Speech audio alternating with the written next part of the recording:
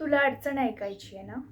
माझी अडचण ही आहे, की जर तुझ्याबरोबर पबमध्ये यायचं असेल, तर मग शॉर्ट्स घाला, वन पीस घाला, मग त्यावर ते हाय हील सँडल्स घाला. मग तो सगळा लवाजमा घेऊन तुझ्याबरोबर पबमध्ये या.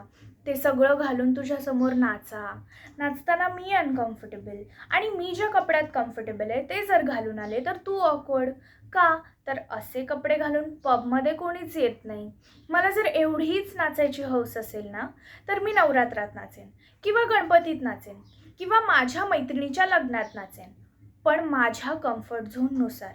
आणि जर तुला तिकडे बोलवलं तर तुला ते डाऊन मार्केट वाटणार.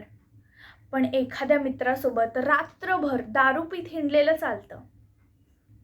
मी नाही तुझ्या मित्रमैत्रिणींसारखी रात्र रात्र बाहेर थांबू शकत. माझे आई वडील असतात घरी, जेवणासाठी ते माझी वाट बघत असतात. आणि सगळ्यात महत्त्वाचं, जेवता जेवता आम्हा सगळ्यांना सिरियल बघायची असते. काय प्रॉब्लेम आहे तुम्हा बॉयफ्रेंड लोकांचा?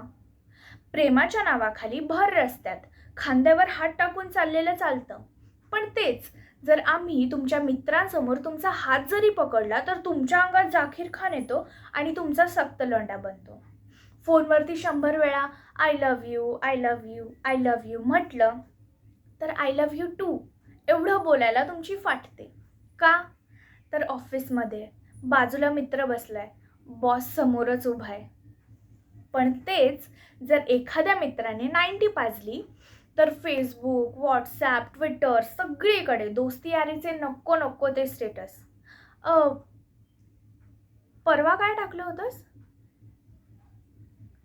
हां, तुझी माझी दोस्ती फुल टाईम मस्ती. मग सगळी मस्ती उतरली, दारू उतरली, पैसे संपले, की सगळ्या बॉयफ्रेंड्सना कोण आठवते? गर्लफ्रेंड. कशी आहेस जानू? काय झालं बबडी? सॉरी ना पिल्लू. तुम्हाला काय वाटतं, हे असं गुलूगुलू बोलल्यानंतर आम्ही पाघळतो म्हणजे आम्ही वेडे? तुम्हाला जेवढे वेडे वाटतोय ना आम्ही, तेवढे वेडे आम्ही नाही आहोत.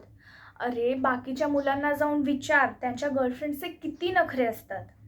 आणि एका मराठी साध्या मुलीच्या काय अपेक्षा असतात रे? एक एक प्रेमाचा फोन कॉल, प्रॉब्लेम सॉल्व्ह.